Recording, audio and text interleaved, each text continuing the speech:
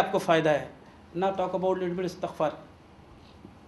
इस्तग़फ़ार के मायने एक तो आपको जनरल अंडरस्टैंडिंग बताई थी और आपको एक आम अंडरस्टैंडिंग जो कुरान की है वो आपको बयान कर रहा हूँ। इस्तग़फ़ार के मायने आम गुनाहों से माफ़ी मांगना, सिंपल माफ़ी तलब करना, यानी तौबा पलटना है, गुनाह से माफ़ी मांगना। इंसान तौबा और इस्तग़फ़ार साथ साथ ही करता है इसलिए तौबा और इस्तग़फ़ार interlink with each other, it goes together, साथ साथ करता है और करना भी चाहिए, क्योंकि तौबा इस्तग़फ़ार बोल के तौबा हुई नहीं है। पहले पलटना है उस रविश से, उस गलत ख्यालात से, फिर माफ़ी है। ठीक है जी। आगे देखिए, मैं आपको बयान करता हूँ। आगे आयत में इस्तग़फ़ार और अलहदा इस्तेमाल किए गए हैं। कुरान मजीद में तौबा और इस्तग़फ़ार अलहदा बयान किए गए हैं, इसलिए they are different subject but goes together. जैसे टैंक एक अलहदा चीज़ है, गोला एक अलहदा चीज़ है, बट इस वर्क टुगेदर। टैंक बगैर गोले के नहीं है, आप समझ रहे हैं, और बगैर गोले के टैंक की कोई अहमियत नहीं ना, टैंक की अहमियत है बगैर गोले के। तो इस goes together, it's just like emanation made for each other. तो आप पलटते हैं और माफ़ी मांगते हैं। देखिए इस्तग़फ़ार का मफ़हूम क्या है, मैं आपको बयान कर दूं जो कुरान में है।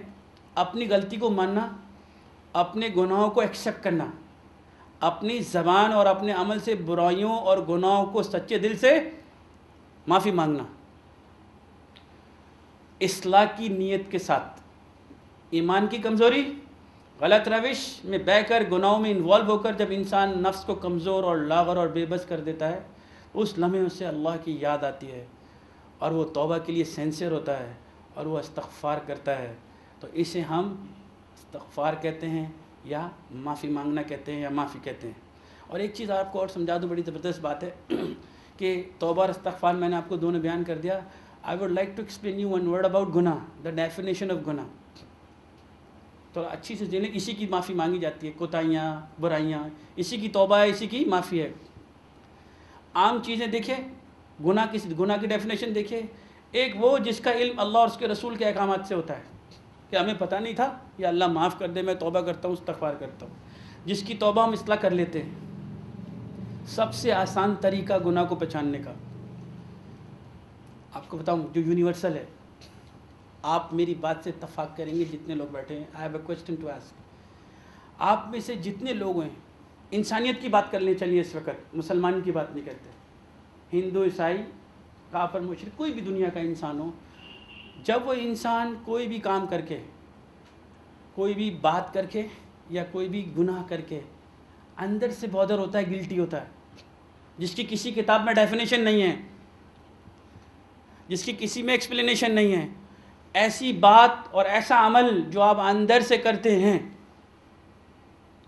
और आपको वो करने के बाद बॉदर होता है, you had a feeling that you have done something wrong, उसको गुनाह कहते हैं। उसकी पकड़ भी है, उसकी तौबा भी है और उसकी इस्तग़फ़ार भी है। और आप बहुत अच्छी तरह जानते हैं मैं क्या कह रहा हूँ।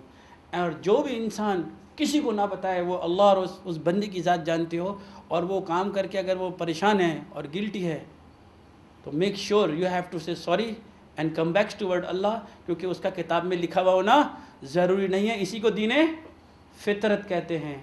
इसलिए अल्लाह ने बुराइयां और अच्छाइयां हमारे अंदर इल्हाम कर दी।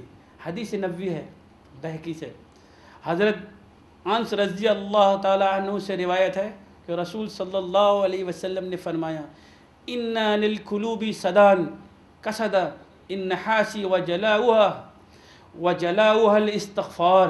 दिलों में जंग लग जाता है जैसे तांबे पे जंग आ जाता है। दिलों पे जंग लग जाता है जैसे तांबे पे जंग आ जाता है, और दिलों का जंग दूर करने वाली चीज़ इस्तग़फ़ार है। अब क्वेश्चन, क्या हमने अल्लाह और उसके रसूल से सच्ची तौबा इस्तग़फ़ार की? अगर सच्ची की होती तो हमारे कल्ब के ऊपर जो गुनाहों का बोझ है, यही जिसकी मैंने बात की थी, वो गिल्टीनेस का जो बोझ है, वो तो साफ़ हो जाना चाहिए था। और अगर हम माफ़ी मांग कर भी वो गुनाह कर रहे हैं तो वो बोझ तो आप लिए फिर रहे हैं, तो आपका वो जंग साफ़ कहाँ हुआ? इसका मतलब तौबा और इस्तग़फ़ार हमने नहीं की सही, वरना तो निकल हो जाता, ब्रासो लग जाता उसके ऊपर। तो यही हदीस है। और जो गुनाह हमारे कल्ब पर थे, वो गुनाह हमारी शख्सियत से दूर हुए या नहीं हुए? अगर शख्सियत से दूर हो गए तो जंग उतर गया। अल्लाह के रसूल की हदीस पे गौर कीजिए کہ اللہ کے رسول فرماتے ہیں ایسا ہے جیسے تانبے کے اوپر زنگ لگ جاتا ہے اور اس کا زنگ دور ہو جائے. تو میرے اور آپ کے اپنے اعمال کو ہمیں چیک کرنا چاہیے. مغفرت کی اپروکسیمیٹلی 28 آیات ہیں. اللہ کی سزا سے دنیا اور آخرت میں بچ جانے کو کہتے ہیں. کیا کہتے ہیں جی؟ ہم کہتے ہیں ربنا آتینا فی الدنیا حسنۃ وفی الآخرۃ حسنۃ وقنا عذاب النار. یعنی اللہ کے عذاب سے، اللہ کی سزا سے دنیا آخرت میں بچ جانا یا بچا لیا جانا یا محفوظ ہو جانا. اللہ سے ملنے والی سزا دنیا اور آخرت میں گارنٹیڈ طور پہ بچ جانے کو ہم مغفرت کہتے ہیں. تو یہ تو ہو گیا، میں نے آپ کو پورشن بتایا اب تک کہ what is general understanding of توبہ اینڈ استغفار. پھر میں نے بتایا قرآنک انڈرسٹینڈنگ آف توبہ اور استغفار. ٹھیک ہے جی. آپ کو حدیث بتائی، آپ کو اس کے بارے میں بتایا کہ اللہ کی نظر میں کیا ہے، انسانیت کی نظر میں کیا ہے. اچھا، اب سوال یہ کرتے ہیں، اگر میں آپ سے سوال کروں، بڑا فیوریٹ ایک جملہ ہے ہمارے معاشرے کا، دنیا میں مسلمانی معاشرے کا. ناؤ وی ٹاکنگ اباؤٹ مسلمانی معاشرہ. آئی ہیو اے کوسچن کہ آپ نے ورڈ سنا ہوگا اللہ جسے چاہے گا بخش دے گا، جسے چاہے گا عذاب دے گا. کس کس نے سنا ہے اڑائیں؟ آپ نے یہ محاورہ سنا ہوگا کہ اللہ جس کو چاہے گا بخش دے گا اور جس کو چاہے گا عذاب دے گا. تو اگر میں آپ سے یہ پوچھوں کہ اللہ جسے چاہے گا بخش دے گا، اللہ جسے چاہے گا عذاب دے گا، آپ کے ذہن میں اپنے لیے کیا آتا ہے؟ میرا نام ڈاکٹر عامر. جی، آپ کے ذہن میں کیا بات آئے گی سر؟ 50-50 کا کیس. اچھا، پھر بھی اللہ جسے چاہے گا بخش دے گا. ابھی لیکچر کی بات نہیں کر رہا، جنرل بات کر رہا ہوں. امید تو رکھوں گا اللہ تعالیٰ سے.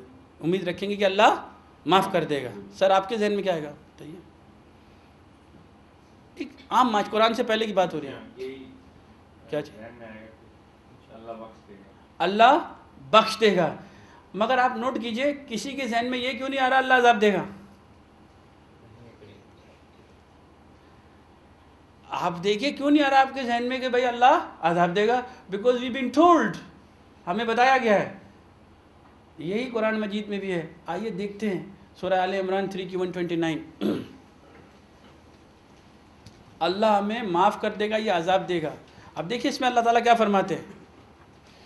وَلِلَّهِ مَا فِي السَّمَاوَاتِ وَمَا فِي الْأَرْضِ يَغْفِرُ لِمَن يَشَاءُ وَيُعَذِّبُ مَن يَشَاءُ وَاللَّهُ غَفُورٌ رَحِيمٌ. اور